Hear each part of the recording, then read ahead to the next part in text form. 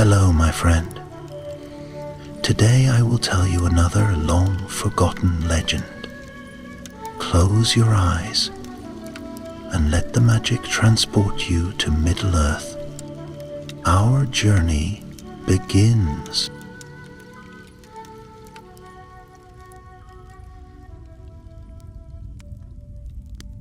In the twilight years of the Third Age, when the shadow lengthened over Middlegeth and the War of the Ring drew ever nearer, there stirred a whisper in the salt-laden winds of the west.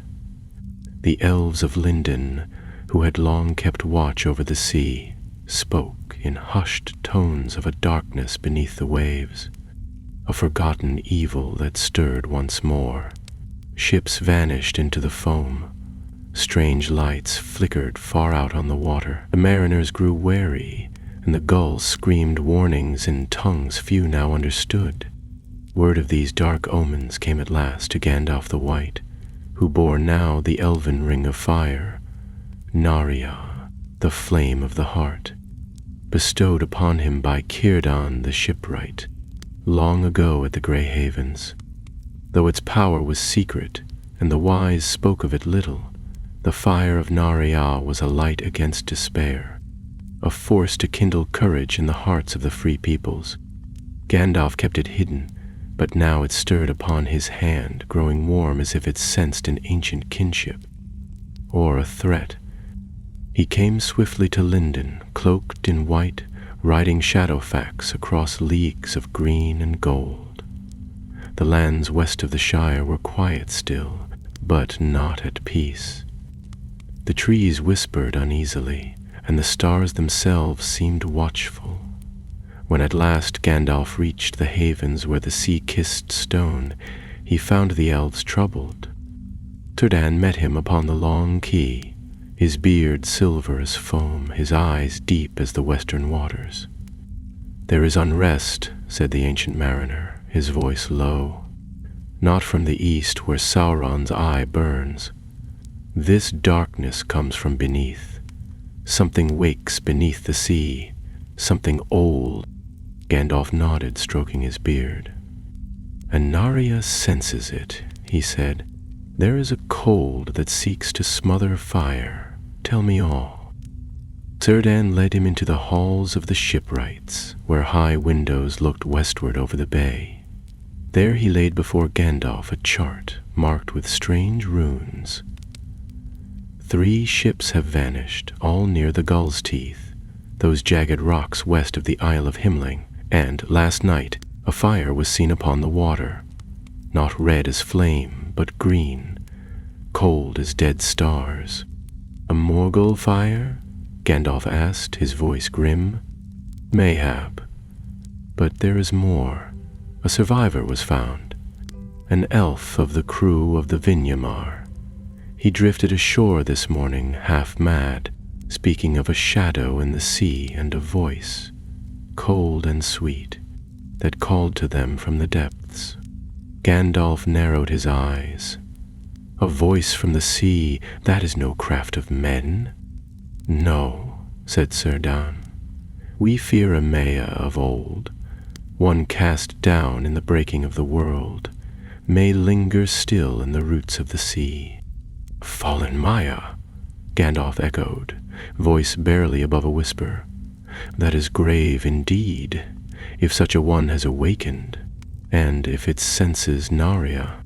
The silence between them deepened, like a gathering storm. That evening, as the sun sank into the sea, casting long golden beams across the water, Gandalf stood alone upon the edge of the quay. He held Narya beneath his glove, yet he could feel it pulse. Warm, alive, wary. There came to him then a soft voice. "You are the bearer of fire." Gandalf turned swiftly. A slender elf stood behind him, youthful of face but with eyes ancient and keen.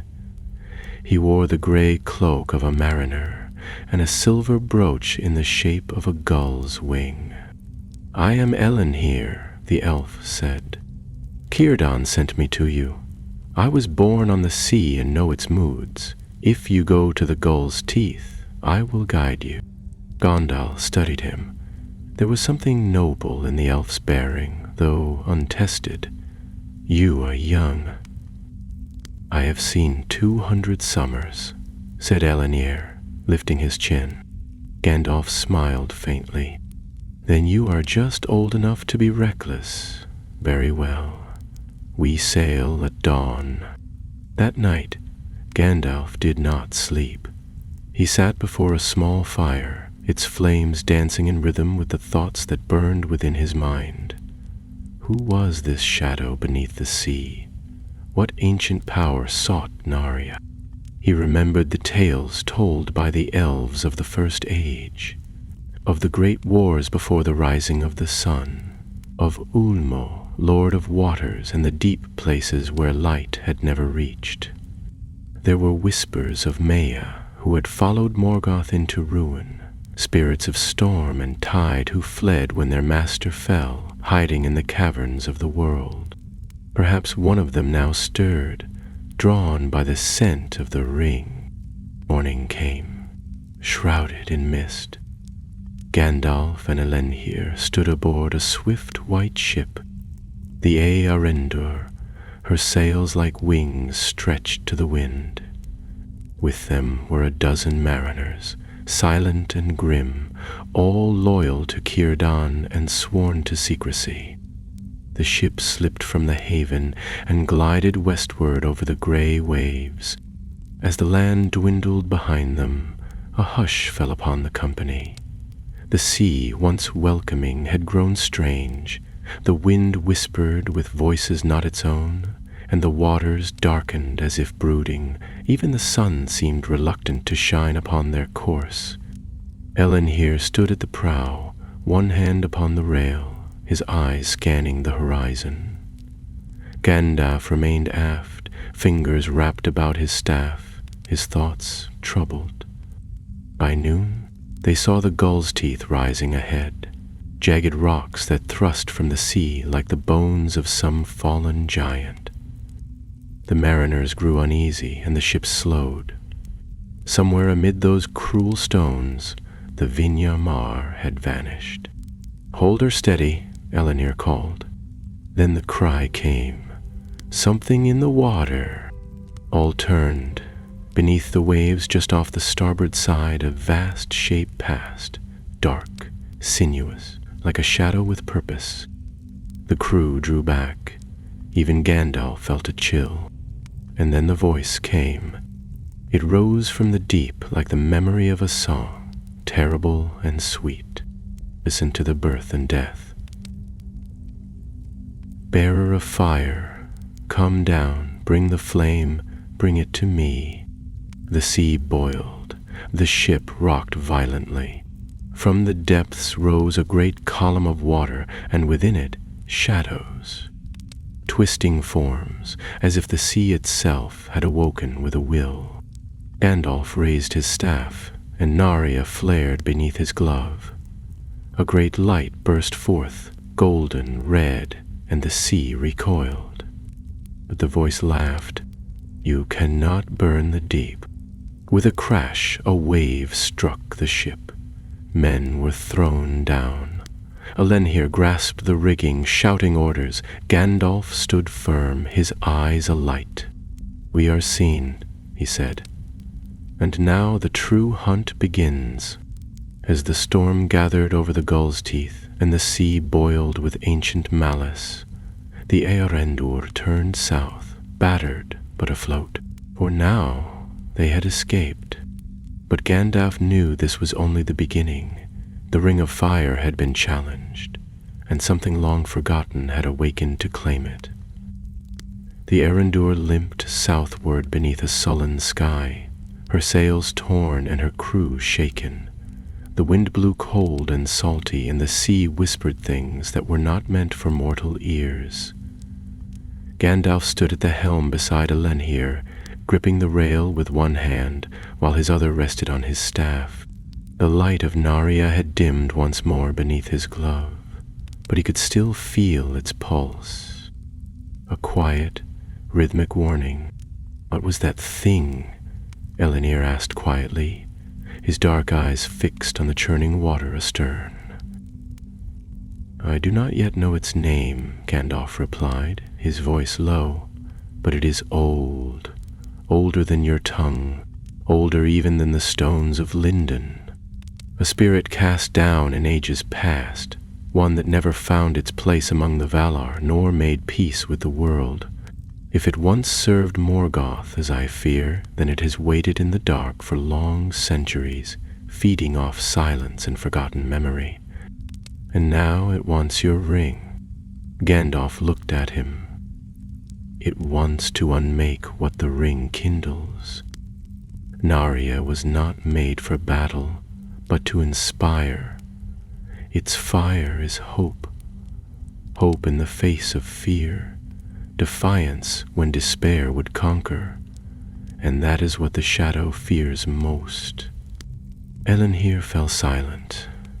The ship groaned under the strain of the storm's tail, but the worst of the tempest had passed. The sky to the south showed faint lines of blue, as if the day had not entirely forsaken them. They made for a small islet known to the mariners of Lindon, a place called Elmeryl's Rest, barely more than a crag of stone thrust up from the sea, but it offered a place to repair the sails and take brief shelter. The Eorindur drew up alongside the rocky cove, and the crew leapt to work. Elenir climbed down first, his boots crunching on the wet shingle. Gandalf followed him, leaning on his staff but moving with quiet purpose. Birds cried overhead, gulls wheeling above the cliffs, and the air smelled of salt and moss. As the sailors made camp and set about patching the torn canvas, Elenir and Gandalf climbed a narrow path to the top of the islet. From there they could see the distant line of the mainland, just a faint green haze on the horizon. To the west, nothing but endless gray sea. Gandalf settled upon a flat stone, pulling his cloak tighter against the wind. Elenir crouched beside him, thoughtful. "You've traveled far," the elf said at last. "Farther than any of us, even Círdan.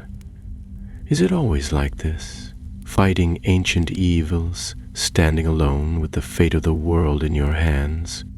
Gandalf gave a weary chuckle. It is seldom so grand in the moment. Most days one walks, one watches, and when the time comes, one chooses to act or to turn away, and often there is no one else to choose. But no, Elenir, it is not always like this. Sometimes it is quiet. Sometimes there is laughter and rest, but not now. "No," said Gandalf, "not now." A cry rose from below, one of the sailors shouting. Gandalf and Elenir descended swiftly. Near the water's edge, a man stood pointing at something half buried in the sand. As they drew closer, they saw what it was. A body, or what was left of one. It had washed up sometime during the night, hidden among the seaweed and rocks. The corpse was clad in the black and crimson garb of Umbar, a corsair. His skin was pale, almost gray, his lips blue with cold. Around his neck was a black chain, and from it hung a small disk of metal, inscribed with runes that neither elf nor man recognized at once. But Gandalf did. He stepped forward and turned the disk over in his hand, his face tightening. "Malantur," he muttered. "Who?" asked Elenir. "Malantur the Black," Gandalf said. "A captain of Umbar. Once he was of Númenórean blood, proud and bold, but he turned to the shadow long ago. Sauron whispered to him from afar, and Malantur listened. He vanished many years ago after leading a failed raid on Pelagir. Some say he drowned, others say he was taken. And now he's here." Gandalf nodded slowly. "This is his mark, and this corsair was in his service. That confirms it. The power beneath the sea has found a mortal servant, perhaps more than one. Elendil frowned. What does he want with Malantur? A man cannot wield such power. No, Gandalf agreed. But he can serve, he can lead others, and he can strike where the shadow cannot, upon the shores, among the living. If this spirit cannot rise fully into the world, it will use Malantur's hand to do its work. As they stood there staring down at the lifeless body, a wind picked up across the isle. It smelt of rot and deep water. Gandalf turned to Elendil, his eyes sharp. "We must go back to Lendon," he said. "There are pieces of this puzzle we do not yet see. If Malantur is alive, he will strike again soon, and next time it may not be a ship he sinks, but a haven he burns." The elf nodded, and orders were given. The sails were hastily repaired, and by evening they had set course for the mainland. The sun dipped behind dark clouds, and the moon rose pale and thin, casting a silver sheen across the waves. As the Erendur glided eastward, Gandalf stood at the prow, silent and watchful. In the black waters behind them, something moved. Far below, where the light did not reach, a voice whispered again, no longer soft, but angry. "Bring me the fire." Gandalf's hand closed over Narya, and the ring stirred beneath his glove. A contest had begun, though no herald had sounded it. A fire had been lit, and the sea would rise to smother it. But fire, even the smallest ember, can burn in the deepest dark, and Gandalf, though weary, would not yield. The Erendur reached the shores of Lindon under moonlight, gliding silently into the sheltered bay like a ghost returned from the edge of the world. Lanterns had been lit along the quay, and Círdan himself awaited them, his white beard glinting in the wind, his face grave as carved stone. No horns were blown to herald the return, no voices called out in joy. The air was still, and though it was summer, a chill had crept in off the sea, as if some unseen current had changed its course. Círdan led Gandalf and Elendil swiftly into the shipwright's hall, where maps and scrolls lay scattered across a wide table, and a brazier cast flickering firelight against the walls. Several elves were already gathered, mariners, scouts, and one or two of the Noldor who had not yet sailed west. All fell silent as Gandalf entered. He wasted no time with greetings. "There is a power beneath the sea," he said, laying the corsair's black sigil on the table. "An ancient Maya, once twisted by Morgoth, now risen from the depths. It has found an ally in Malantur the Black, alive and plotting ruin in these very waters." A murmur stirred the room, but Círdan raised a hand for silence. "So it is confirmed," he said. "We had heard whispers, sightings of black sails far to the south, near the haven of Edelond. But this," he picked up the disk and turned it over, reading the faint runes etched along the edge. "This speaks of a bond, blood sworn and soul offered. Malantur serves the spirit," Gandalf said, "but he moves freely where it cannot. That is how the ships were taken. That is why the sea itself rebels. This power is seeking something, perhaps many things, but first among them is Narya, and it will not stop." Elendil, standing quietly near the wall, stepped forward. "Then what are we to do? Hunt Malantur? Face the spirit again?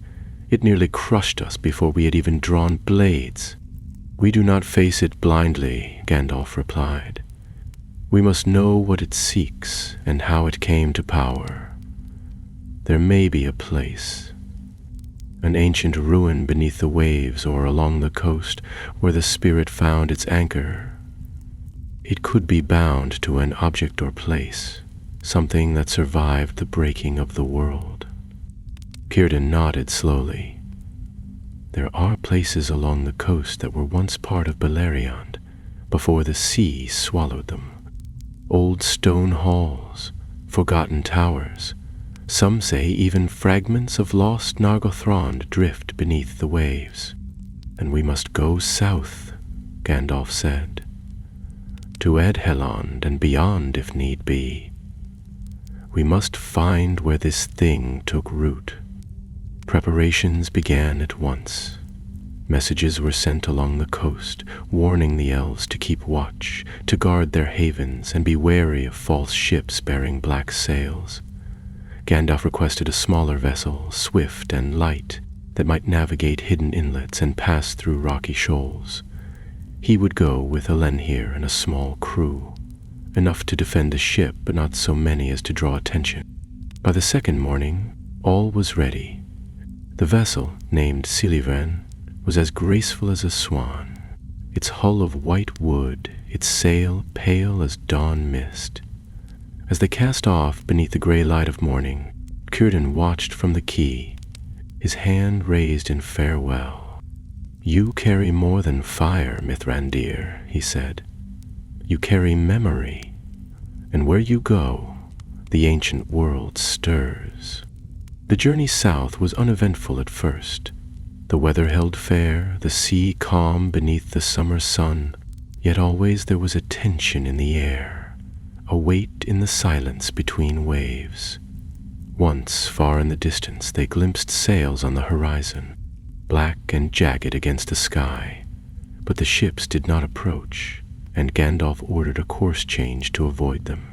They sailed past old places, names remembered only by the elves. The cliffs of Gwathlo where the sea foam once sang songs of Ulmo, the crumbling pillars of a ruined watchtower, now half swallowed by the tides.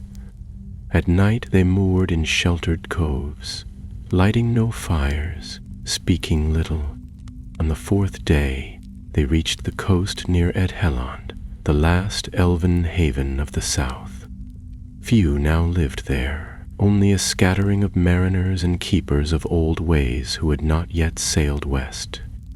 The Silvren was welcomed without question, for word of Gandalf had passed ahead of him.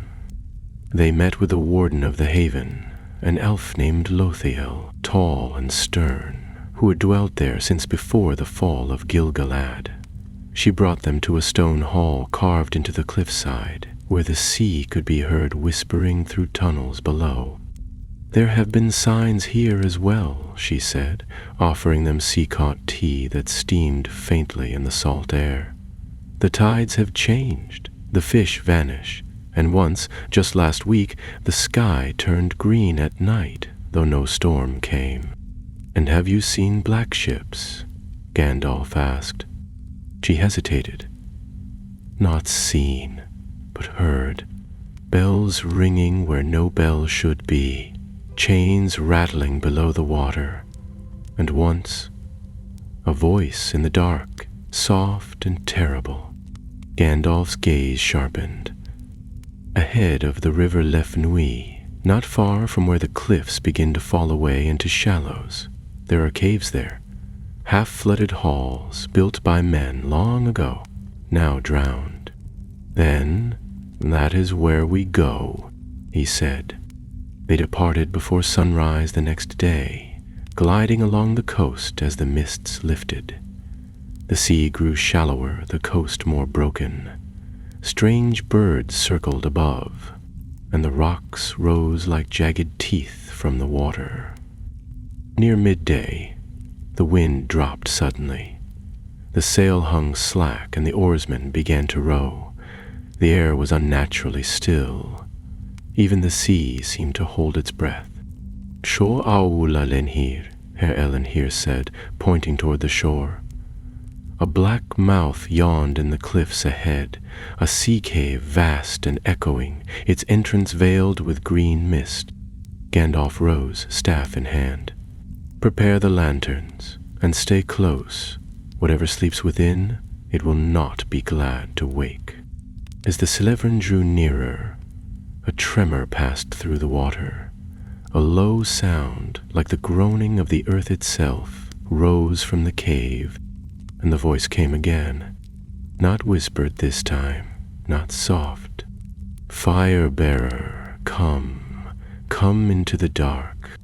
Ellen here swallowed. This is no place for elves.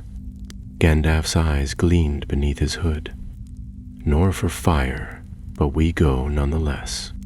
The boat passed into the shadow, and the light of the world fell away.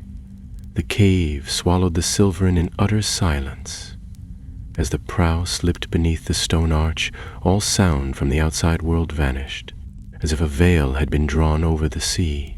No bird cried, no wave lapped against the hull.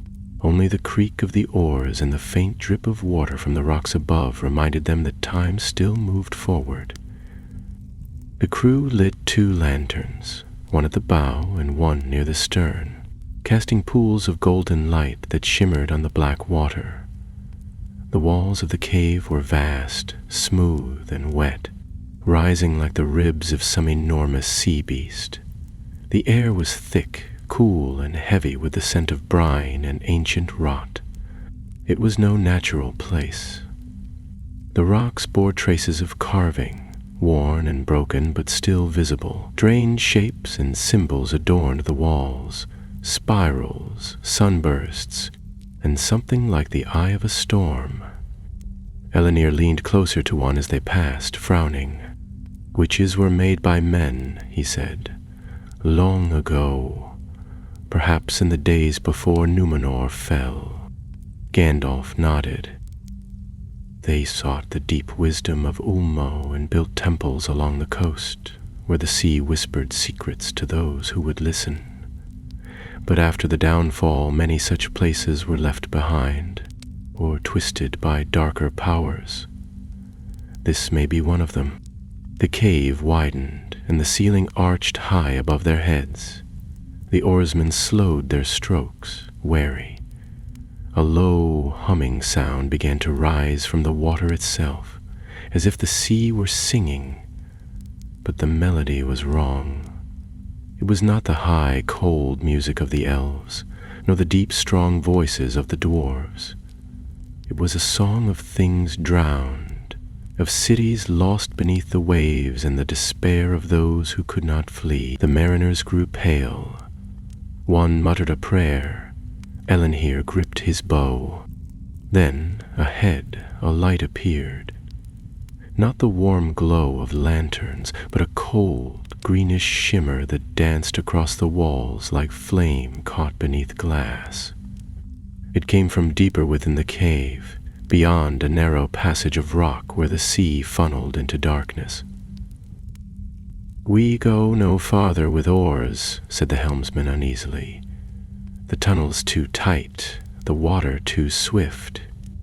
"Then we take the skiff," Gandalf said.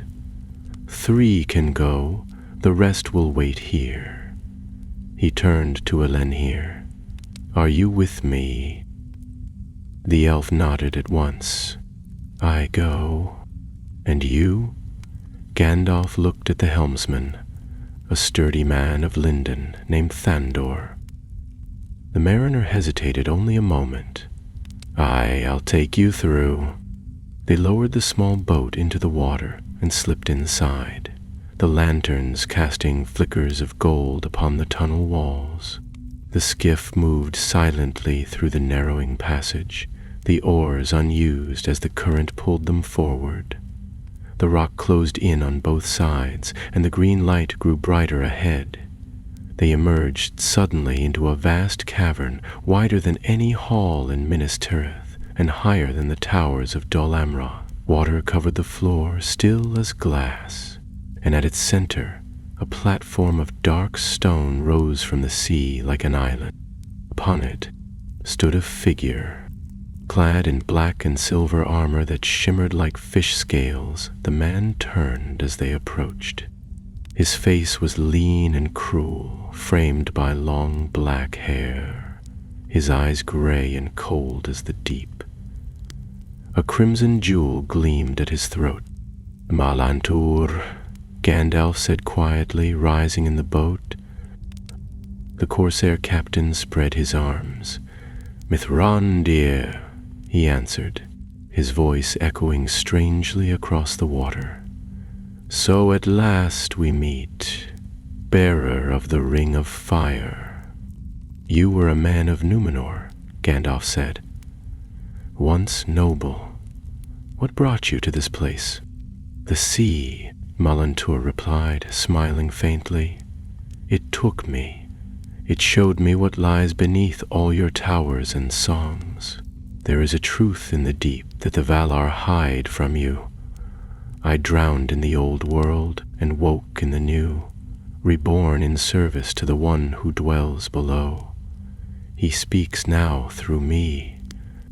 Gandalf's gaze narrowed. And what does he want? Everything, said Malantur. But he will begin with you. Give me the ring, Mithrandir, or I will take it from your bones. Gandalf raised his staff. The light of Narya flared beneath his glove, burning through the shadows. The water around the skiff began to steam, and Malantur flinched, though he did not retreat. You do not know what you serve, Gandalf said, his voice rising. The spirit you call your master was cast down before the world was made whole. It has no place here, no power to rise. Not yet, Melantra said, but soon, with your ring he will burn again. A deep rumble shook the chamber. The water around the platform churned, and from its depths rose tendrils of black mist, coiling like smoke made of shadow. They reached for the skiff, twisting and writhing. Elenhir loosed an arrow into the mist. It vanished without a sound. Thandor backed the boat away with his oar, but the current had shifted, pulling them toward the platform, not away. Then the voice came again, but it was no longer a whisper. It filled the cave, vast and dreadful, a sound like the sea breaking over a drowned city. You burn, but I am the deep. The fire fades, the sea endures. The water surged upward. A shape moved beneath it, enormous, ancient, coiling like a serpent made of darkness. Gandalf stood tall in the skiff, raising both staff and hand. Narya blazed forth, red and gold, casting a dome of light around them. The mist recoiled, and the platform shook. Malantur staggered back, shielding his eyes. You shall not pass, Gandalf cried, and the cave rang with the power of his voice. The spirits shrieked, not in pain, but in rage, and the water exploded. Waves crashed against the skiff, sending it spinning. Thandor lost his oar. Elenhir grabbed the side, barely holding on. From beneath the waves, a clawed hand of shadow reached upward, groping toward the boat. Gandalf struck the water with his staff, and a burst of flame seared across the surface. Steam erupted, and the shadow hand withdrew, writhing.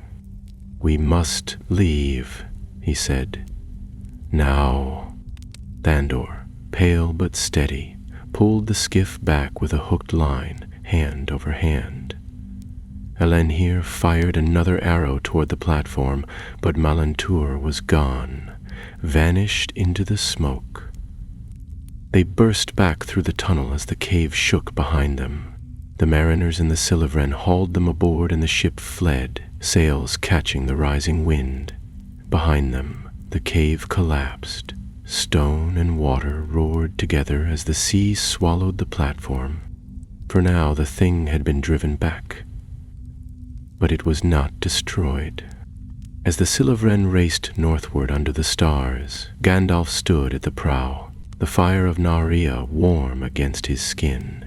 He knew the battle had only just begun, and the Ring of Fire had drawn the first blow.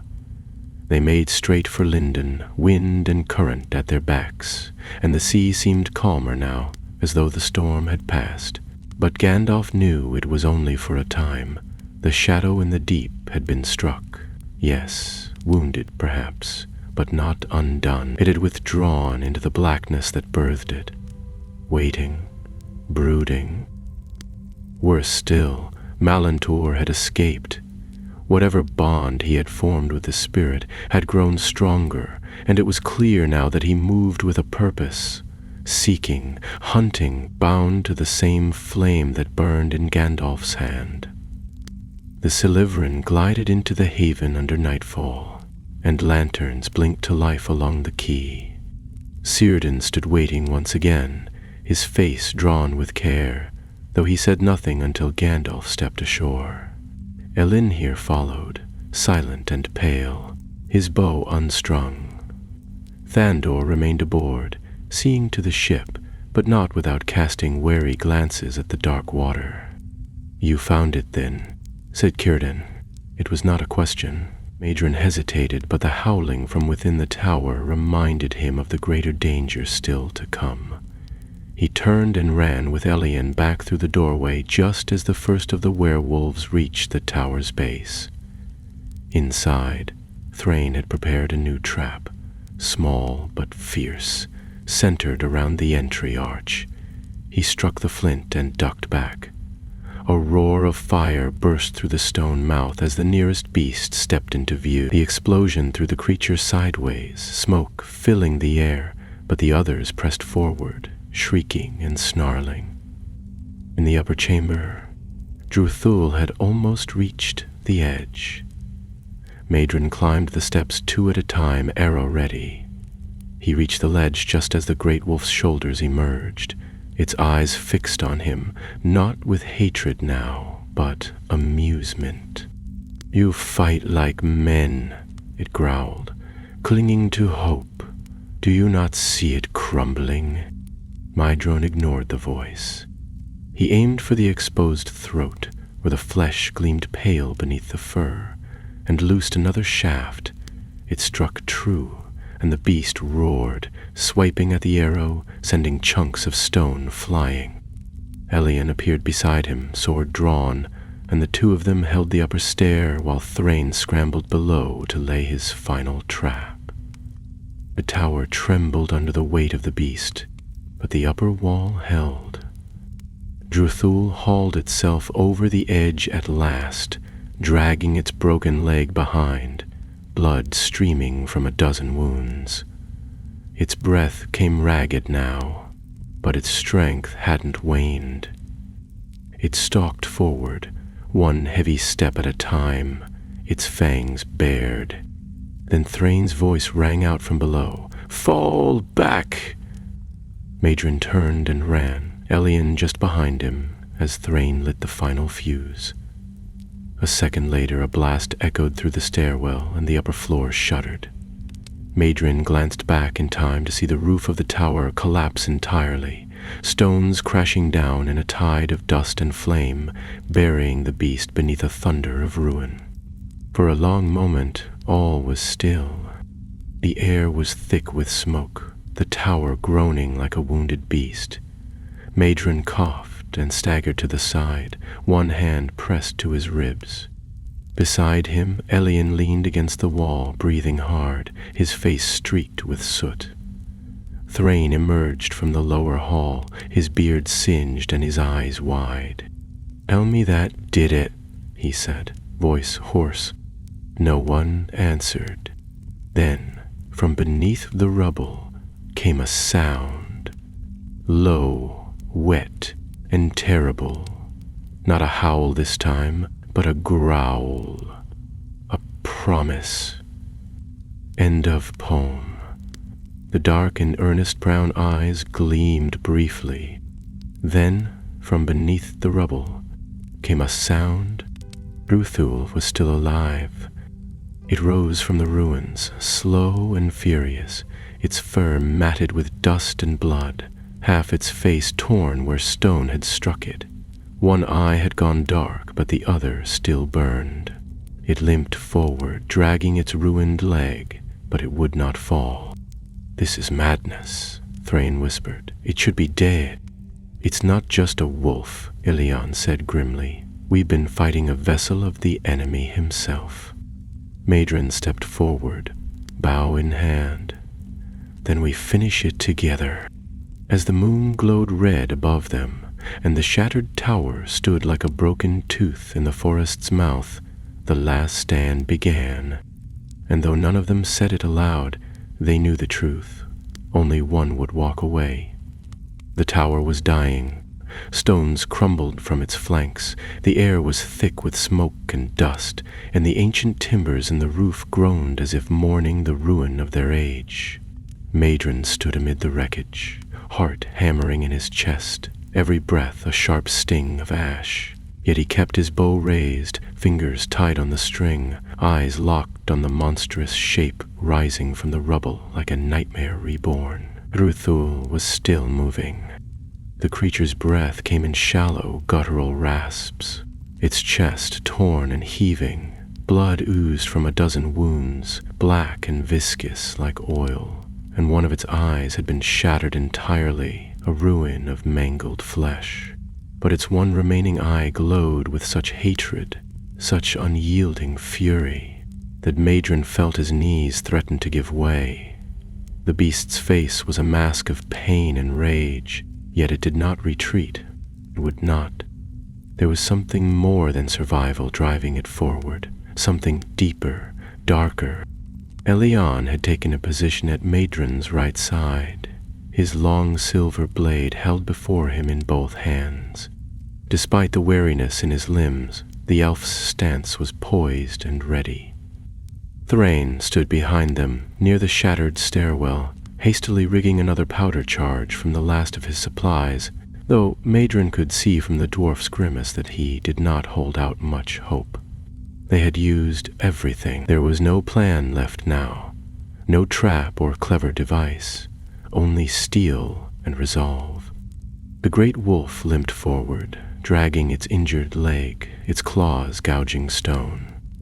The collar about its neck, black iron, jagged with runes, pulsed with a sickly glow. Every time it took a step, the markings flared like dying embers. Madrin felt something press against his mind, like a whisper just beyond hearing. A cold voice, slow and cruel, speaking in no language he understood, yet its intent was clear: despair. Surrender? Doom? He resisted. With a sharp breath he loosed another arrow. The shaft struck the wolf's side, biting deep between ribs. It staggered but did not fall. Instead, it lunged. The leap was sudden, impossibly fast given the beast's injuries. One moment it limped, the next it flew, a wall of muscle and fur hurtling toward Madrin with its jaws wide. He flung himself sideways just in time, the creature's fangs snapping shut with a sound like a smith's hammer on iron. It crashed into the wall behind him, splintering ancient stone, then turned, snarling. Ilion was there in an instant, sword flashing in a silver arc. The blade scored deep across Druthul's shoulder, slicing through muscle, but the beast wheeled and slammed a paw into the elf's chest, sending him tumbling down the hall. He hit the ground hard and did not rise. Madrin scrambled to his feet, drawing another arrow, but the beast turned toward Thrain. The dwarf had finished preparing his charge, but his hand hovered, uncertain. Druthul growled and took a step forward. "Don't you dare!" Madrin shouted, but it was too late. Thrain struck the flint. The blast was smaller than the first, but enough to stagger the wolf. Fire and smoke engulfed its lower half, and for a moment its silhouette vanished behind a wall of flame. Madrin raced through the haze, coughing, calling for Ilion. He found the elf slumped against a wall, blood trailing from his temple, but his eyes were open, dazed. "I'm fine," Ilion murmured, gripping Madrin's shoulder. "Help me up." Together, they turned back toward the beast. It was still standing. Smoke coiled around its body like a cloak, The lower half of its torso had been scorched. Fur burned away in patches, revealing charred skin beneath, yet it did not fall. Its growl was low and constant now, a sound of unrelenting fury, a hatred that would not die. The collar about its neck pulsed again, and for a moment the ruins trembled. Then Madrin saw it. The collar, the runes, they weren't just decoration. They were binding it, angering it, not to this place, but to the will behind it. He turned to Elion, breathless. The collar, it's what's keeping it going. That's where Sauron's power is. The lion nodded slowly. Then we break it. Madrin turned to Thrain. Can you reach it? With fire? Thrain coughed and shook his head. Not unless it lets me climb its neck. Madrin hesitated, then looked down at the quiver at his side. He had only 3 arrows left. One of them was black-fletched, the one Baron had given him before their last patrol together. A keepsake, meant never to be used. He drew it now. This one will have to do. The wolf advanced again, more slowly this time. Its legs were trembling, but its head was still high. Madrin knocked the arrow and stepped forward. He didn't run. He didn't shout. He simply walked toward the beast, bow drawn, every muscle tight with focus. The wolf's eye narrowed. It tensed, ready to pounce, but Madrin did not falter. He waited until he was within 10 paces. The collar glowed brighter, as if it sensed what was coming. He loosed. The arrow flew straight, cutting through the smoky air in a perfect arc, and struck the collar dead center. There was no flash of light, no great explosion, only a soft crack, like stone breaking in frost, and then a sudden stillness. The collar split, a faint hiss, and the runes died. Druthil stopped moving. Its limbs stiffened.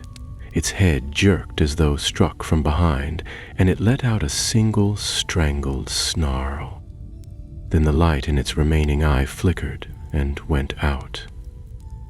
The great beast swayed for a moment, then crumpled sideways, shaking the stones as it fell. It did not rise again. The silence that followed was heavy.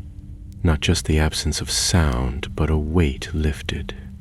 Madron stood over the fallen beast, watching as the life fled its terrible form. There was no mistaking it now. The creature was dead. Elion came beside him and placed a hand on his shoulder. Thrain, leaning heavily on a broken spear, gave a low whistle.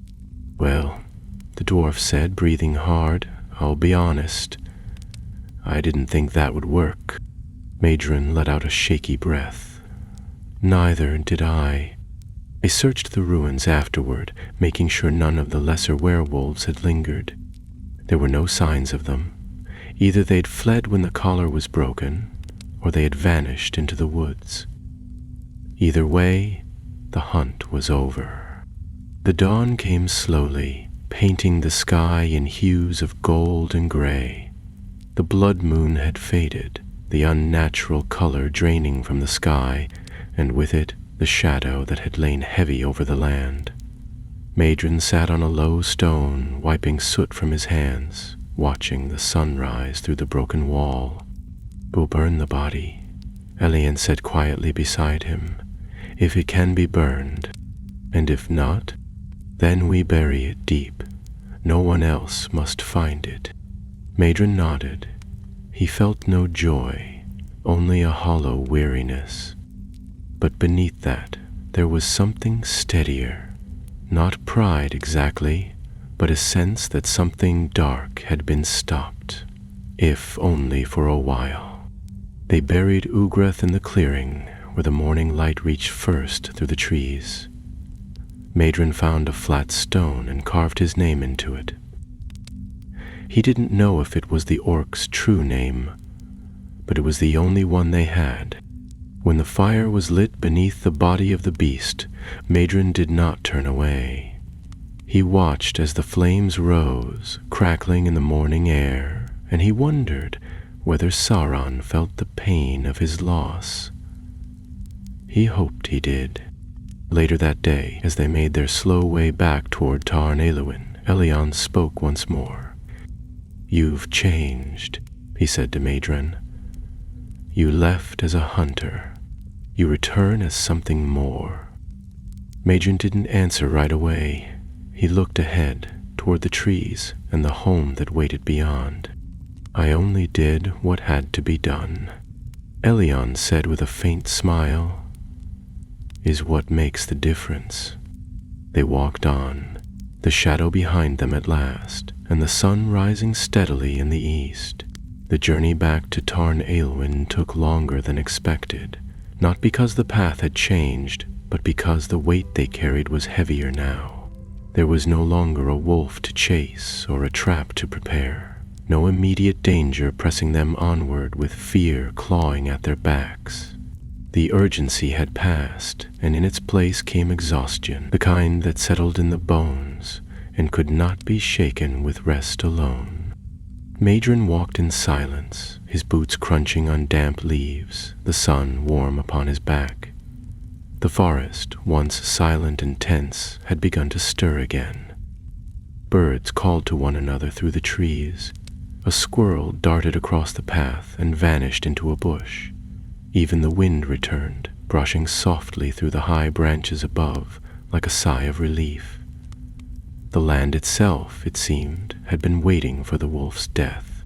Elion limped beside him, his face pale and drawn, but his eyes still sharp as ever.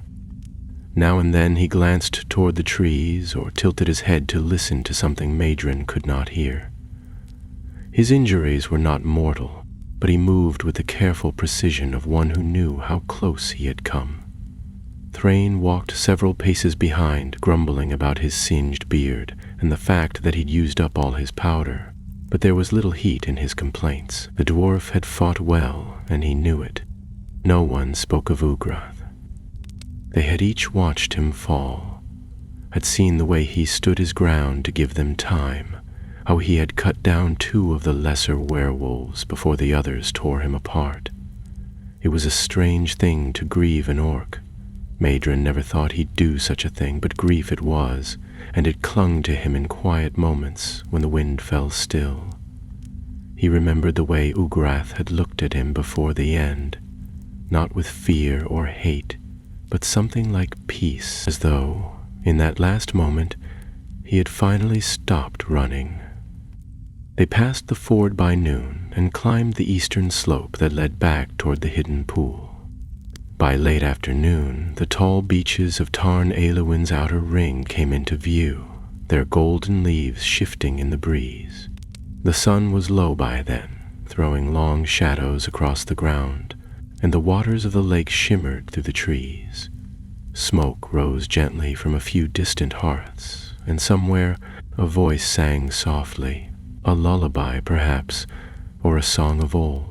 The sound carried like a thread of silver through the forest, and for the first time in days, Madrin felt his shoulders begin to loosen. They were met at the outer watch point by 2 sentries, both young, clad in weather-stained cloaks and bearing spears of ash. One of them, a girl not much older than Madrin himself, let out a sharp gasp when she saw them. "You've returned," she said, stepping forward quickly. We feared none of you would." Elion gave her a tired smile. "Fear is wise," he said gently, "but not always right." Word of their return spread swiftly. By the time they reached the central hearth, half the refuge had gathered to meet them.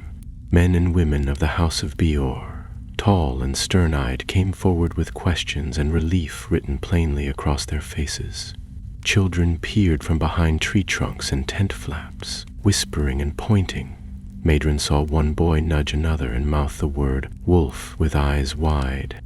The elders waited in a ring around the fire, where the stones bore the carvings of Barahir's line.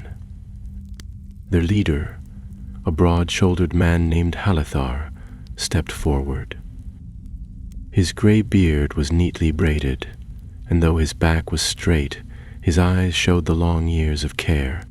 "You have returned," he said, his voice deep and solemn, "but not all of you." "No," Madron replied. "Ugrath fell, so did one of our watchposts, but the beast that killed them both is gone. It won't return." Halethar studied him for a long moment. Then he nodded. "Tell us everything." They did. As the fire crackled and the stars wheeled above them, Madron spoke of their journey, of the trail through the shadowed woods, of the ruined tower, of the trap, the voice of the wolf, the collar, and at the last, the arrow. His final shattered when it struck. There was no boasting in his words. He told the tale as it had been, clear and true, and when it was done, silence fell over the gathering. Not the fearful silence of before, but something deeper. A hush of respect, of understanding. Halethar stepped forward and placed a hand on Madron's shoulder. "You carry the blood of Barahir well," he said. "Not in name perhaps, but in deed. The refuge stands because of you, and because of those who stood beside you. We will remember them." Madron bowed his head, throat tight. He had never sought glory, only justice. The days that followed passed in a kind of dream. There were wounds to tend and walls to mend, but there was also laughter again. Quiet at first, then growing. The children returned to the woods, gathering berries and chasing each other beneath the trees. The watch was doubled, but fewer torches were needed. The darkness no longer pressed in so close. Madron spent much of his time near the edge of the lake. He walked alone, thinking of Ugrath, of the way Elian had stood against the beast, and of Thrain's grumbling courage. He thought, too, of Druthul, not with hatred, but with a kind of grim wonder. How deep had Sauron's malice gone to shape such a creature? How many others waited still hidden in the shadows of Middle-earth? One evening, Elian joined him by the water. The elf carried a small leather satchel and a new bow across his back. "You still carry the old one?" he asked, gesturing to Madron's worn yew bow. Madron nodded. "It served me well." "So it did," Elian said. Then he held out the satchel. "But this one might serve better." Inside was a bow of ash and horn, engraved with runes too faint to read but warm to the touch. Its curve was smooth and powerful, and Madron could feel the balance the moment he lifted it. "It belonged to a scout of Dorthonion," Elian said. "A good man. He would have wanted it in the hands of one who stood firm." Madron didn't know what to say. He bowed his head, gripping the bow with both hands. "Thank you." Elian smiled. "You'll need it, I think." "This was only the first." "The first?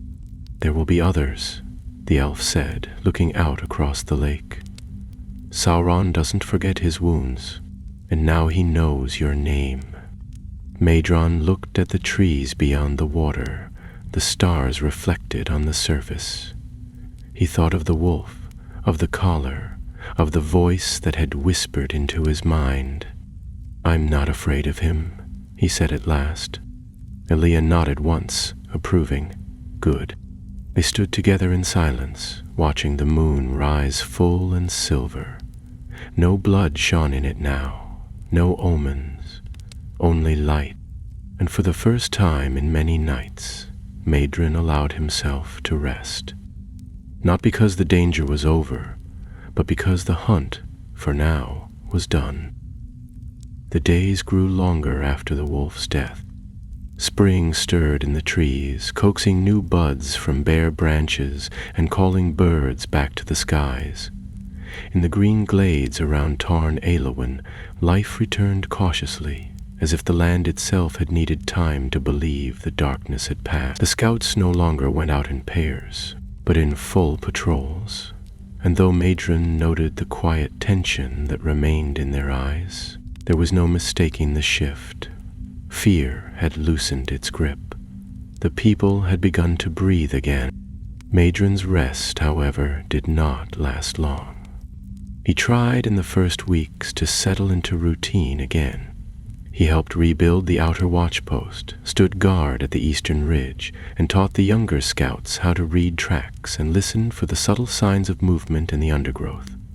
He smiled when spoken to and nodded at praise, but a restlessness had taken root in him, something not even sleep could soften. At night, he would lie awake beneath the trees, listening to the wind in the leaves and remembering the way the beast's eye had glowed from the rubble. Not from pain, but from purpose. Dru Thul had not been an accident. It had been made for a reason, and Madron could not shake the feeling that reason had not died with it. One gray morning, as a fine mist clung to the earth and the sun fought its way through a veil of cloud, Elian came to him, bearing a scroll wrapped in oilskin. The elf looked weary, though his wounds had healed cleanly. He carried himself with the same careful grace, but Madron noticed the stiffness in his left side and the way he winced when he stooped to sit on the stone beside the hearth. "This came from Brethil," Elian said, handing the scroll over. "An old friend of mine among the Halidin. Their wardens found something near the Taiglin." Madron unwrapped the scroll, his brow furrowing as he scanned the page. The script was hastily written, and several lines were smudged, as though penned in haste and under poor conditions. Yet the message was clear. A mark in the earth, not carved, not burnt, twisted into the roots themselves, a black circle ringed in jagged runes. No animals will go near it. Scouts hear whispers at night. One vanished. No tracks, just silence. We believe it is a sign. He looked up. "It's the same as Druithul's collar." Elian nodded. "So it would seem. Sauron does not waste time. But what does it mean? Another wolf? Perhaps," Elian said slowly. "Or perhaps something worse. The blood moon was not a singular event. It is part of a cycle. He marks the land before he moves. This time, the mark came first." Madron let out a slow breath. "You think he's preparing for something?" "I think he already has." Elian stood and paced a few steps, the mist curling around his boots. "The wolf you faced was not just a weapon. It was a test of fear, of resistance. Now he knows what to expect. Now he will try something subtler and closer to the heart." Thrain joined them then, clutching a mug of steaming broth and looking bleary-eyed. "If it's worse than a mountain-sized wolf with a chunk of Sauron's soul stuffed inside, I vote we let the elves handle it." Elian gave a weary smile. "The elves are spread thin, and the enemy knows it. That is why he begins in the wildlands. He picks at the edges." Madron studied the scroll again, noting a second passage near the end. It mentioned something buried, a circle of blackened stones uncovered beneath a fallen oak, each stone etched with runes that no one could read. The wardens had taken rubbings, but dared not disturb the arrangement. He folded the parchment and slipped it into his belt. "I'll go." Thrain blinked. "You what?" "I'll go to Brethil," Madron said, rising. "I want to see this for myself. If it's truly a sign of Sauron's work, we can't wait for it to come to us." Elian said nothing at first. He merely watched Madron with that distant, piercing gaze of his, as though measuring not his words, but the strength behind them. Then he nodded. "I thought you might. I've already arranged for a guide to meet you at the Northern Fork. He's a Halladin scout. Quiet, but he knows the Tagland well. You leave at first light." Thrain looked between the two of them. "You're both mad. You know that, right?" Madron smiled faintly. "Are you coming or not?" The dwarf groaned and took another sip of his broth. "Fine. But if this turns out to be some ancient curse or another half-wolf, half-bat monstrosity, I'm blaming both of you." They left the next morning, before the mists had fully lifted. Tarn Aluin faded behind them as they climbed the hills northward, and, though Madron glanced back once, he felt no sorrow in leaving. The refuge was safe, for now, but the shadow had not lifted from Beleriand. It had only changed shape. The journey to Brethil took 3 days. They moved quickly, avoiding the main roads and keeping to the deer paths that wound through the woods. Madron noticed signs along the way, subtle but telling. Small clearings where the birds no longer sang, trees that leaned away from one another as though hiding something in their midst. Even the air felt different, heavier, as if waiting for something unseen to pass. At the Northern Fork, they found their guide. He was a tall man, hooded and lean, with dark hair and a face marked by old scars. He gave no name, only a quiet nod and a gesture to follow. Madron didn't press him. The Halladin were private people, wary of outsiders, and it was enough that the man had come at all. They reached the mark late on the 3rd day, just as the sun dipped below the trees and the sky turned copper. It lay in a hollow where the forest thinned into mossy earth, surrounded by withered trees and stones that jutted from the ground like broken teeth. The black circle was there, just as the scroll had described, etched not into the soil, but into the very roots of the earth, as though something ancient had clawed its way upward. Madron crouched at the edge, one hand hovering above the ground. The markings twisted in impossible shapes, shifting when looked at too long. His skin prickled. "Do you feel that?" Thrain asked, his voice uncharacteristically low. Madron nodded. "It's like the air's listening." Elion, who had joined them by hidden paths 2 days later, studied the runes with growing unease. "These are not just signs, they're invitations." Madron looked at him sharply. "To what?" Elion straightened, his face pale. "To open something, or perhaps to let something out." A gust of wind stirred the trees then, and the last rays of sunlight vanished behind the hills. For a moment, the forest was plunged into shadow, and a strange, low hum seemed to rise from the ground. Madron stood and drew his bow. The hunt, it seemed, was not over, not yet. They did not sleep that night.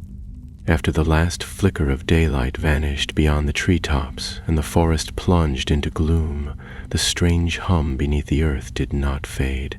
It continued, low and steady, like the deep vibration of a vast drum being beaten far below their feet. At times it rose, at others it fell, but never once did it stop. It threaded through the moss and the roots and into their bones, quiet enough to be ignored at a glance, but impossible to forget once noticed. Once the moonlit screen quieted enough to be ignored, Madron sat with his back against a tree, fingers wrapped around the hilt of his blade, and listened. Thrain had positioned himself opposite, chewing silently on a strip of dried meat, while Elion stood in the shadows just beyond the firelight, eyes fixed on the black circle etched into the earth. The Halladin guide said nothing at all. He hadn't spoken since they arrived, and now he stood like a statue, arms folded, head bowed slightly, as though listening to something none of them could hear. Madrin watched him from time to time, unsure whether to trust him. The man had proven reliable thus far, always leading them through the safest routes, always watching the trail behind them for signs of pursuit.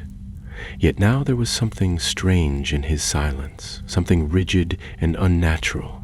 Madrin had seen men fall under dark enchantments before. Orcs' curses, elf wounds, even ghost sickness.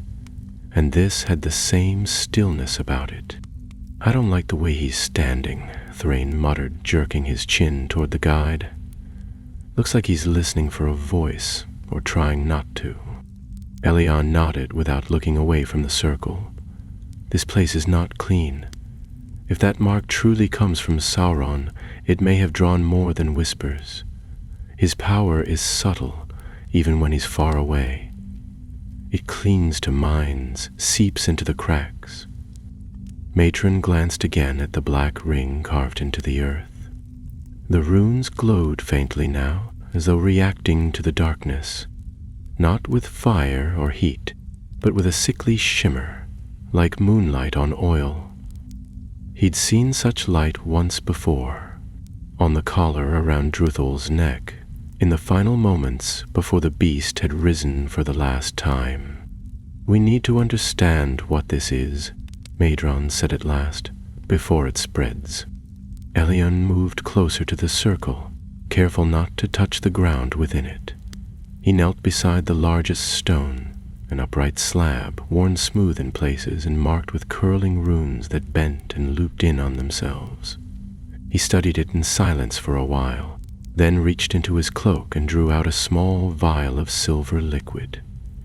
He uncorked it, dipped the tip of a blade into the substance, and then tapped the flat of the blade lightly against the stone. Nothing happened. Then, slowly, the runes began to shift. Not move, change. The symbols twisted, forming new patterns, and one by one they began to align, as if rearranging themselves into something legible. Elion's face remained calm, but Madrin saw his eyes narrow. "What do they say?" he asked. Elion rose, slipping the vial back into his cloak. "It's not a language meant for mortals. The meaning isn't in the words, it's in the feeling they give. But I recognize some of it. It's a binding." "A trap?" Thrain asked. "No, a door." The elf looked at the circle again, the shadows around his face making him appear older than ever. "Someone left this as a keyhole, but the key, it's not a thing. It's an event, a moment, perhaps even a death." Madrin felt the chill spread through his chest like frost. "You think someone has to die for it to open?" "I don't know," Elion said grimly, "but I think this is only one part of it, like a piece of a chain." Before Madrin could speak, the Helidon guide stirred. He stepped forward, slowly, his boots crunching softly over the leaves. His eyes were fixed on the stone, wide and distant, as though staring into a dream. Madrin rose quickly, but Elion held up a hand. "Wait," the elf said. "Let him approach."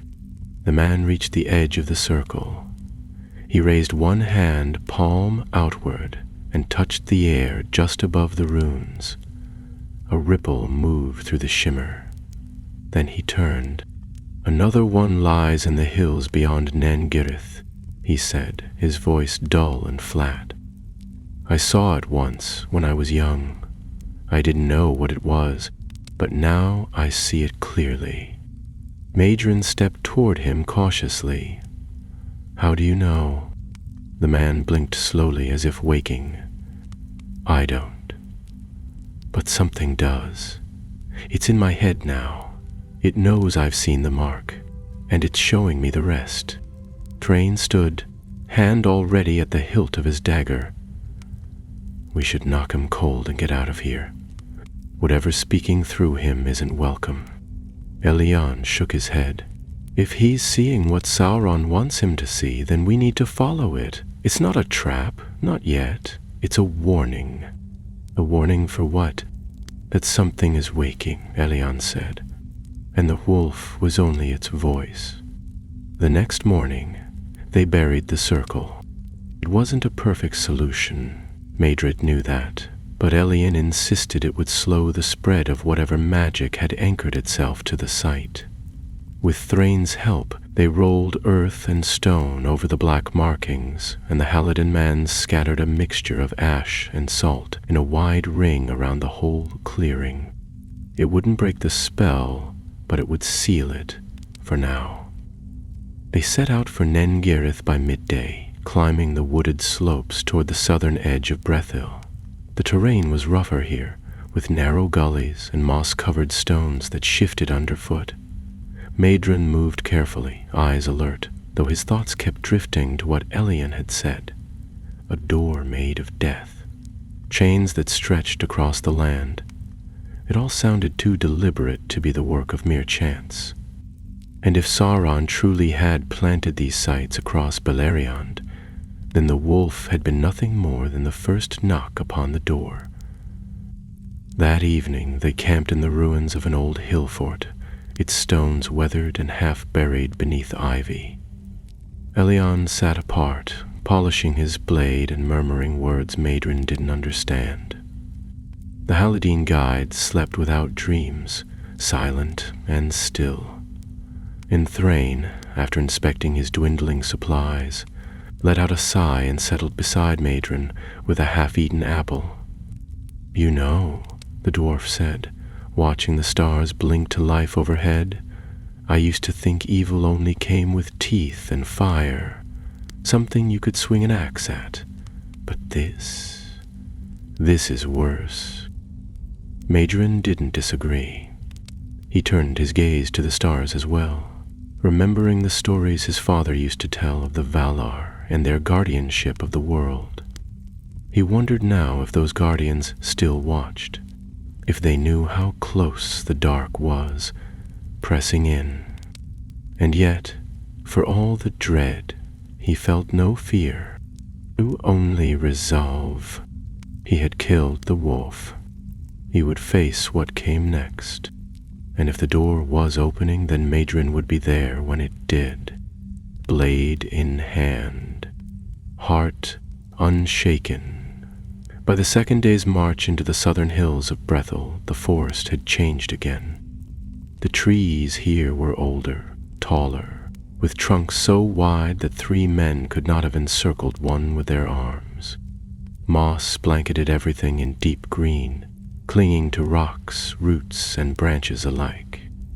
And the air carried a strange heaviness, as though the woods themselves held their breath. The sky overhead was hidden more often than not by the thick canopy, and light filtered through in narrow shafts that shimmered like the surface of a still pond. Every footstep seemed louder than it should have been, every snapped twig and rustling leaf sending echoes across the forest floor. They followed no marked path. The Halidin guide, now more withdrawn than ever, led them by memory and instinct, turning often to the left when the land sloped gently, then veering right where a broken cairn marked an ancient trail long forgotten by all but the oldest of the woodmen. Maedren didn't question him. Whatever knowledge had been pressed into the man's mind at the Black Circle was still guiding him, and though it unnerved the others, it also proved true. They had not been lost, not yet. As the afternoon waned, they reached the edge of a wide ravine, steep and tangled with brambles. The trees thinned here, revealing a rocky basin below where the ruins of Nen Girith could be seen through the mist. Half-sunken stones, vine-choked pillars, and the last remnants of an old shrine built long ago by the Halidin in honor of the Valnaina, the Lady of Pity and Mourning. It had not been used in decades. Some said it was cursed. Others said it was merely forgotten. Either way, no one from the nearby settlements dared approach it now. "This is the place," the guide said quietly, pointing to the hollow beneath the largest of the trees. "I remember the stone. It was black then, but cold. Now it's warm." Thrain squinted down the slope, adjusting his belt and muttering under his breath. Always cursed shrines and forgotten temples.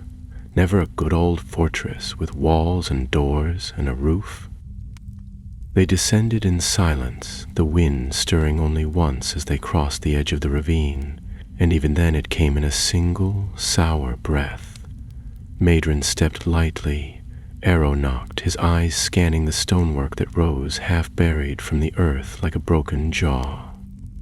Something in this place pressed down on his thoughts, made him think of cold water and loss, of voices in the dark that spoke only in memory. He shook it off and pressed forward. The circle waited beneath the shrine. It was not as large as the one they had found before, but it was unmistakably similar. Black stone, runes carved with unnatural precision, and a faint shimmer that moved over the surface like breath over glass. This time, however, something else lay at the center of the ring. A small mound of earth, recently disturbed. A crude marker made of twisted metal had been jammed into the soil. Madrin crouched to examine it. The metal was blackened and rusted, but the shape was clear. It was the remains of a helm. Orc make.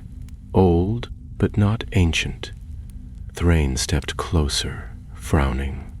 "That wasn't here before," he said. "Look, fresh dirt. Someone dug this not long ago." Elion joined them, his expression unreadable. He touched the edge of the helm, then withdrew his hand with a hiss.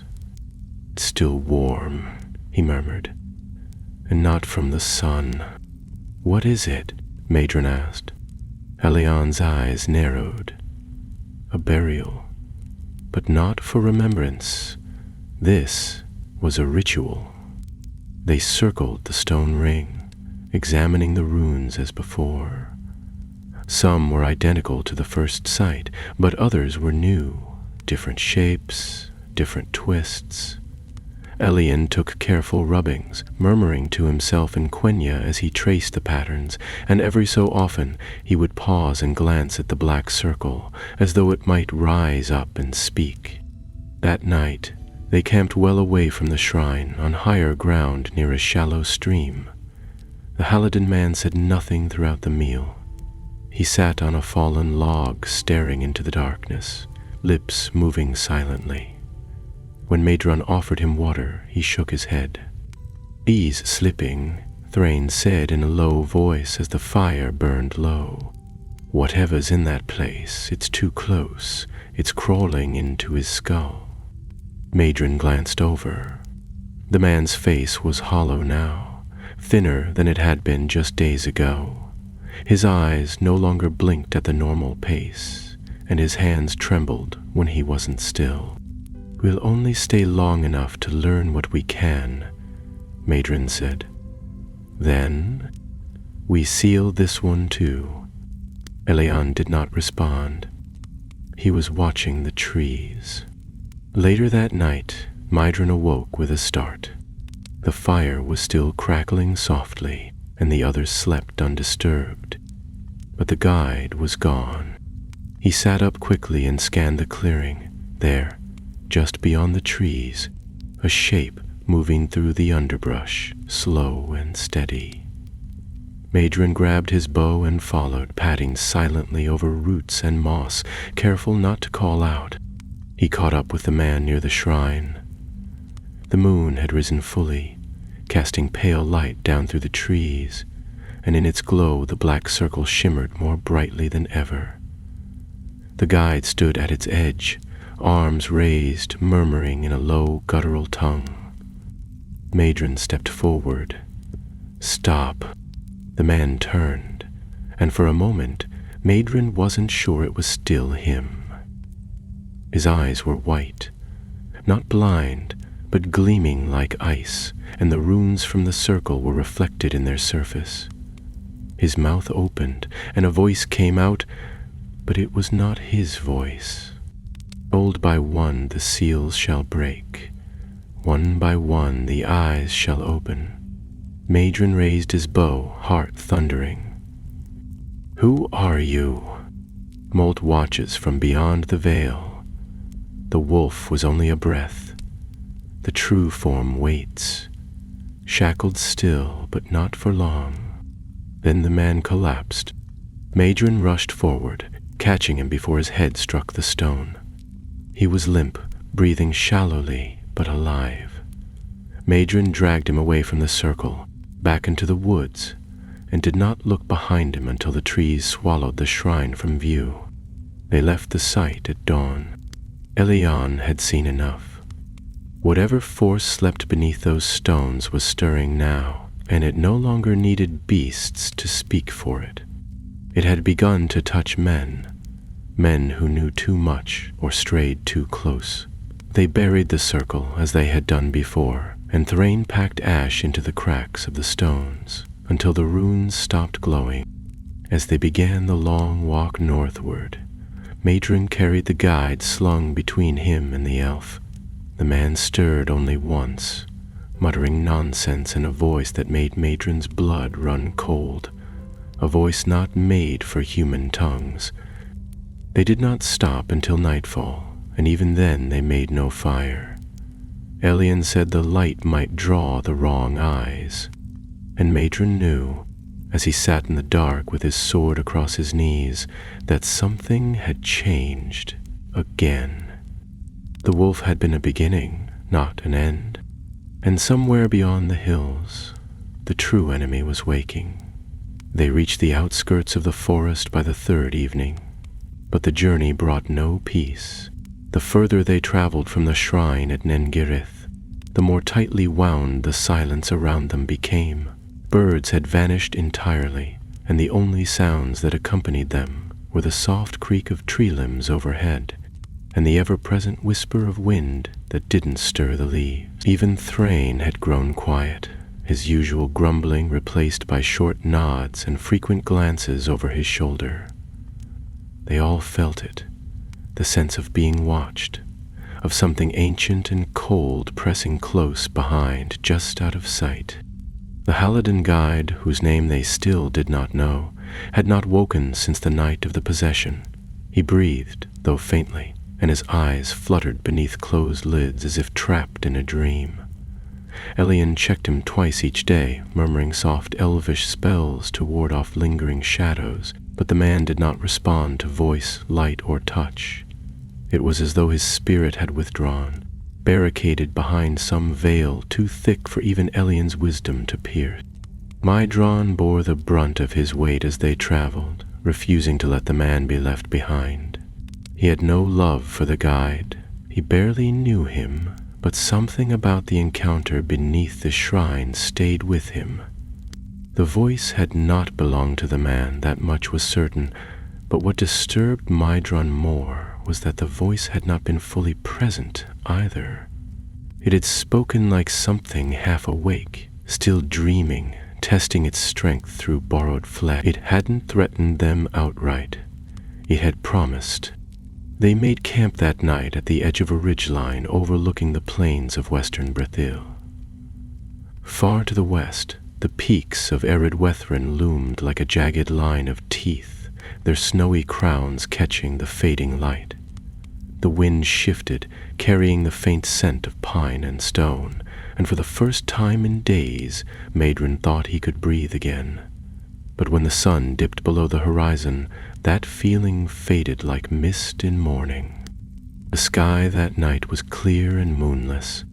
Stars wheeled overhead, sharp and cold, and Elion sat apart from the others, drawing lines in the dirt with the tip of his dagger.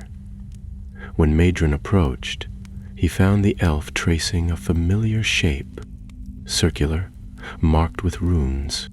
"Another ring?" Major John asked. Tarion didn't look up. "No, a memory."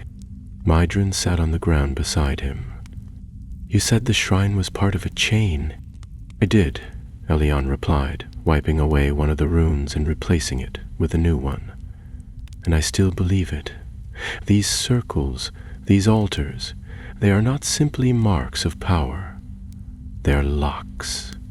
Seals, perhaps, laid down long ago, but something or someone is beginning to open them. Slowly, with care. Adrian frowned. But for what? Elion's eyes gleamed in the starlight. That is the question, isn't it? And I fear the answer lies further north. Tolan Gorhath? Madron asked, his voice quiet. No, Elion said slowly. Further still.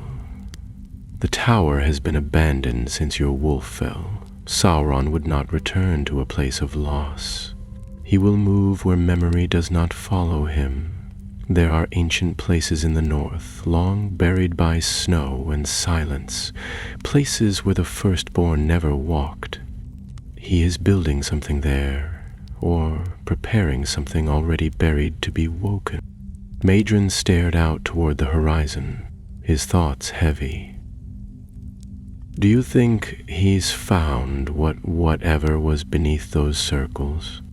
I think he's feeding it, Elion said. Feeding it with fear, with blood, with fire, preparing the world for its arrival. Thrain wandered over then, his arms folded across his chest. Do you two ever sleep, or do elves just survive off riddles and moonlight? Elion smiled faintly. We rest when we can, but not tonight. The dwarf sighed and plopped down beside them, pulling a strip of smoked boar from his pack. You'll be pleased to hear I did some thinking myself, he said, chewing thoughtfully, and I remembered something. Back when I was working in the lower vaults of Nogrod. This was before the mountain fell. We had a stone fragment passed through the halls, came from a ruin north of Anfoglith. Looked a bit like the one in that shrine. Had similar markings, too, but nobody could read them. We thought it was older than even the First Age. Elion's gaze sharpened. You saw this fragment. I saw it with my own eyes. My master wouldn't let me touch it, though. Said it had a pulse like a heartbeat. Madron and Elion exchanged a look. Do you think it's connected? Madron asked. I'd bet my last hammer on it, Thrain replied. And if that thing's still in the vaults, or worse, if someone's taken it north, it might be more than a piece of stone. It might be part of the lock, or the key. Elion stood, his expression grim. Then we cannot delay. They set off at dawn, following the river Mindeb toward the northeast. The guide remained unconscious, his breathing shallower now, and Madron feared that whatever spirit had touched him was slowly claiming more than just his mind.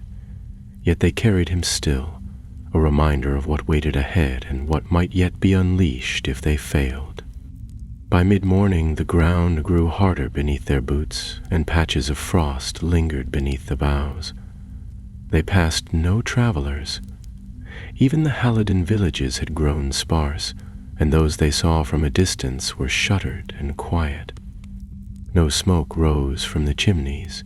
No dogs barked in greeting or warning. It was as if the world ahead had drawn into itself. That evening, they reached a crumbling watchtower on the edge of the northern highlands, half buried beneath a landslide from decades past. Thrain found signs of recent passage, broken branches, discarded wrappings, and the faint mark of boots leading away from the ruin toward the mountains beyond. Someone came this way, he said. Not long ago. More than one, too. 2, maybe 3. They were moving fast. Adrian crouched to study the tracks. Scout? Elion shook his head. Too heavy. These are soldiers. They followed the trail the next day, and by late afternoon the trees began to thin. The land rose beneath their feet, turning to high hills of scrub and stone, and snow clung to the hollows between rocks. Midrin's cloak whipped behind him in the wind, and his hands numbed on the hilt of his sword, but he pushed forward, driven by something deeper than resolve now, a sense of inevitability. They were no longer chasing shadows. They were walking into the heart of whatever had begun when Druthel first howled beneath the blood-red moon. And Sauron, though far away, was waiting. By the time they reached the broken ridge that crowned the highlands, snow had begun to fall. Not thickly, nor in any sudden storm, but in soft, persistent flurries that blurred the world beyond a few dozen paces. It did not melt on contact, it lingered, dry and whispering, like old ash scattered on the wind. Medron pulled his cloak tighter around his shoulders, eyes narrowed against the sting of the cold. The wind cut across the ridge with a sharpness that bit into the skin, and the silence here was deeper than any he had known before. Not a bird stirred, not a beast moved. It was a silence that had weight. Elion moved ahead of them, his steps soundless even in the frost, his gaze fixed on a shape in the distance, a jagged stone outcrop that jutted from the mountainside like a tooth. It loomed out of the snow like a forgotten monument, dark and massive, and though the path that led to it was choked with ice and broken scree, the elf did not hesitate. Medron followed, with Thrain behind, grumbling beneath his breath and casting wary glances over his shoulder. When the screen approached, her tension went up, her eyes misted with tears. "We've come too far for this not to be a trap," the dwarf muttered. "A cursed mountain, snow that never melts, no signs of life. It all reeks of a tale with a bad ending." "Then we'll change the ending," Medrion said, though even he could hear the strain in his voice. The mountain had a presence to it, something he couldn't explain. It was as if the stone remembered things, old things, dark things, and it did not welcome their approach. They reached the base of the outcrop just as the sun vanished behind the peaks, though its light had barely reached them all day. The entrance was a narrow arch carved directly into the rock, half hidden by a tumble of snow-covered boulders. Above the arch, faint symbols had been carved into the stone. Not dwarvish, nor elvish, nor even orcish. They were older, deeper, runes that bent the eye in twisted thought if one stared too long. "This is it," Elion said quietly, "the place the map spoke of. The tomb." Medron drew his sword. "Whose tomb?" But the elf hesitated. "No one living remembers, but legends speak of a spirit bound in the northern waste, one who served Morgoth in the elder days, before even the coming of the elves. A voice with no shape, a shadow with no face, banished into the earth and sealed beneath stone.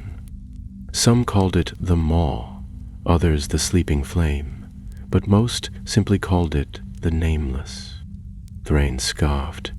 "And let me guess, Sauron wants to wake it up." Elion replied, stepping beneath the arch. "To give it form, to speak through it." They entered the tomb. Inside, the air was deathly still, colder than the snow outside. The passage sloped downward, rough-hewn and uneven, and the walls were marked with the same runes they had seen on the stone circles, though here they glowed faintly, pulsing like embers in the dark. The deeper they went, the more the light faded from their torches. As though the very air drank it, still they pressed on, past crumbled alcoves and empty niches, past statues whose faces had been worn smooth by time and symbols that shifted shape when viewed from the corner of the eye. At the end of the passage, they found a wide chamber. It was circular, its floor made of smooth black stone that reflected no light. In its center lay a pit, wide, deep, and perfectly round, ringed by tall pillars etched with spirals of script too fine to read. Above the pit, suspended by chains of blackened steel that hung from the ceiling like the roots of some vast tree, hovered a single object. It was a stone, or perhaps it had once been a stone. Now it pulsed with a faint inner glow, not warm but cold, like the light of a distant star. Madrin felt its presence in his chest like a pressure, as though his heart were being squeezed with invisible fingers. Thrain took one look and backed away. "That's not natural," he said. "That's a seal, a lock, and if it breaks, it opens," Elion finished, stepping forward slowly. "The Nameless lies beneath this pit. It's been bound for longer than even I can guess, but it is still awake." Madrin stared at the floating stone. "Then we have to destroy it." Thrain shook his head. "We can't. That's not a thing you break. That's a thing you unbind. You'd have to undo every chain that holds it, every spell that sealed it, and if even one fails to hold." Elion interrupted, his voice strangely calm. "It's already begun. Look." The chains trembled. Slowly, ever so slightly, the great lengths of metal that held the seal in place began to sway, as though stirred by a wind none of them could feel. The runes on the pillars brightened. The pit exhaled a single breath, long and cold, and from its depths came the faintest sound. A whisper. Madrin turned sharply. "Did you hear that?" They all had. It was not a word, not at first. It was a shape, a tone, something like a name unspoken for ages. It coiled in their minds, half-formed, promising nothing and everything in the same breath. Thrain clutched his head with both hands and stumbled back toward the tunnel, eyes wide. "It's calling us," he gasped. "It knows we're here." Elion stepped to the edge of the pit, the blade drawn. "We must leave, now." Madrin didn't move. He was staring at the seal. It had cracked. A single fracture ran through its surface now, thin as a hairline, glowing faintly. And from within, the whispering grew louder. "The Wanderer lived." Madrin. He heard it clearly this time. His name. He drew his sword without thinking and stepped forward, but Eliani grabbed his arm. "Don't. It knows your name. That means it has touched you. You must resist it." Madrin shook his head to clear the voice. I'm fine. But he wasn't. Not entirely. They retreated from the chamber, hearts racing, the sound of whispering chasing them up the corridor. Behind them, the tomb did not tremble or collapse.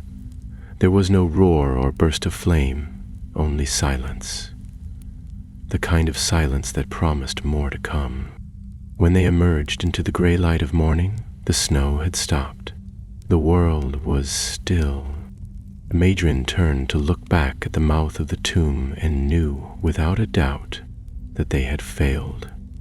The seal had cracked, and the Nameless had spoken his name.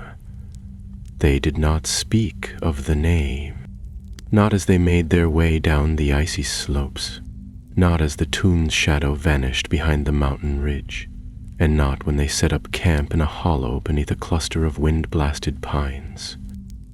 Madrin remained silent, his face pale and drawn, his eyes distant, even as he sharpened his sword with steady, deliberate movements. The whisper still echoed in his mind, not as a voice exactly, but as a pressure, a presence. The name had not been spoken aloud, yet it had pressed against his thoughts like a cold fingertip against the back of his neck. It knew him. It had chosen him. Elion kept close watch. He did not ask questions, but Madron could feel the elf's eyes on him every time he paused too long or lost the thread of a sentence. Thrain, for his part, had buried himself in the task of preparing supplies and muttering under his breath about how they should have brought 5 more dwarves and at least 2 barrels of blasting powder. But even he could not hide his unease. "Knew your name," he said at last, just before nightfall as they sat huddled around a low fire of pine wood. "Not your face, not your sword, your name. That means it's marked you. Don't ask me how I know. Every stoneworker in Nagra learns about names and shadow spirits. That's why our true names are only spoken once, when we're born. After that, they're kept quiet." "I didn't speak mine," Madron said, though he knew it wasn't true. He had spoken it many times to many people. He'd never thought to guard it. "You didn't need to," Elian said. "It pulled it from your mind. Just as it's pulling pieces of you slowly. Every moment you remember that voice, it remembers you. That's the danger. It's not a creature you can cut with a blade or trap with fire. It's a will, ancient and hungry. And now it knows a path." Madron said nothing for a long time. He stared into the flames, watching them shift and curl around the logs, casting tall shadows against the rocks. Part of him still wanted to deny it, to believe it had only been a trick, some fragment of lingering fear left behind in the tomb. But he remembered the feeling when the seal cracked. The pull, the recognition, as though it had been waiting for him, not merely watching from afar, but searching. "Then what do we do?" he asked finally. "If the seal is broken, and it's coming, what hope do we have?" Elian's reply was soft. "We stop it before it finds a body to wear." Thrain looked up, frowning. "You mean it's bodiless now?" "Yes, for now." Elian stood walking to the edge of the firelight, his eyes fixed on the stars above. "But the chains have begun to weaken. The circles, those sights we've seen, they weren't just locks. They were anchors, and Sauron is cutting each one.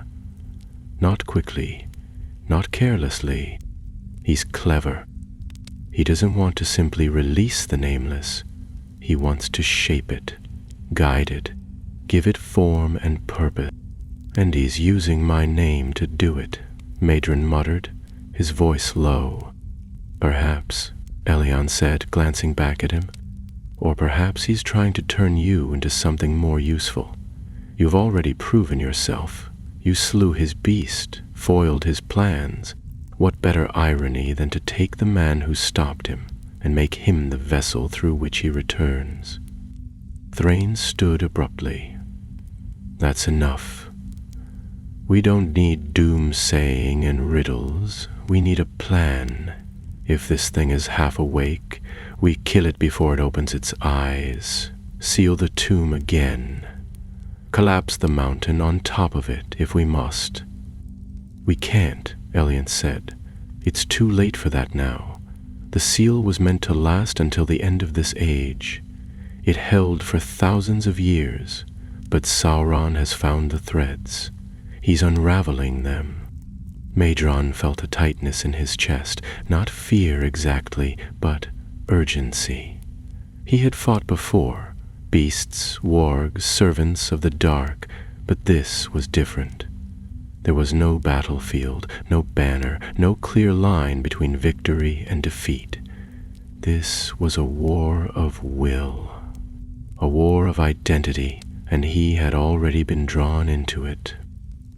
"We go back to Taran-e-Luin," he said. "We warn them. Tell the elders what we've seen. Let them decide what to do." "They'll be afraid," Thrain said. "Who wouldn't be?" "Then let them be afraid," Madron answered. "But at least they'll know. They'll prepare. We may not be able to stop this thing on our own. But we're not alone." The journey south was slower.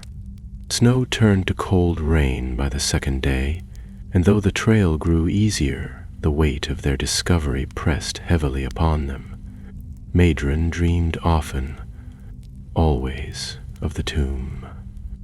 Sometimes he stood before the pit again, the chains writhing like snakes, the stone shattered and empty. Other times he stood in a ruined field beneath a sky without stars, his sword gone, his hands red with blood not his own, and always the voice came at the end, always that name, spoken in silence. Madron. When they finally reached the outer paths of Tar Luin, the sky was red with dusk, and the trees whispered in the wind. Scouts met them at the edge of the forest, their faces tense, until they saw who approached. The leader among them, a tall woman with gray eyes and a long spear, offered no smile when Madron stepped forward. "You've returned," she said. He nodded. "We need the elders." They were brought at once to the great hall beneath the hill, a place carved into the roots of the forest where the lords of Barahir's line still met in secret. The firelight there was golden, the walls etched with old stories, and the smell of wood smoke clung to the stones. Halathar sat at the head of the long table, his face more lined than Madron remembered. Around him sat 7 others, cloaked in dark greens and browns, warriors and lore-keepers alike. Madron stood before them, Elian and Thrain at his side, and told the tale. He spoke of the second circle, the ruined shrine, the whispering voice, the tomb in the mountains, and the seal. He did not leave out the name. When he said it, the fire crackled sharply, though no wind passed through the chamber. When he finished, the silence that followed was heavy. Halathar rose slowly. "You say it spoke your name." "Yes." "You say it waits." "It does." The old chieftain's brow furrowed. "Then we will not wait. We will send word to Doriath, to Nargothrond. If this thing is stirring, it must not rise alone. We fought Morgoth's servants once. We will do so again." Madron met his gaze. "Then we stand together." Halathar nodded. "We do. And you, Madron, you will lead the first watch. You've earned that much." Madron bowed his head. And as he stepped from the hall into the darkening woods, he felt no fear, only purpose. The road ahead was grim, and the Nameless had yet to show its true form. But Madron would be ready. He had seen what waited in the dark, and he had chosen to stand in its path, for as long as it took.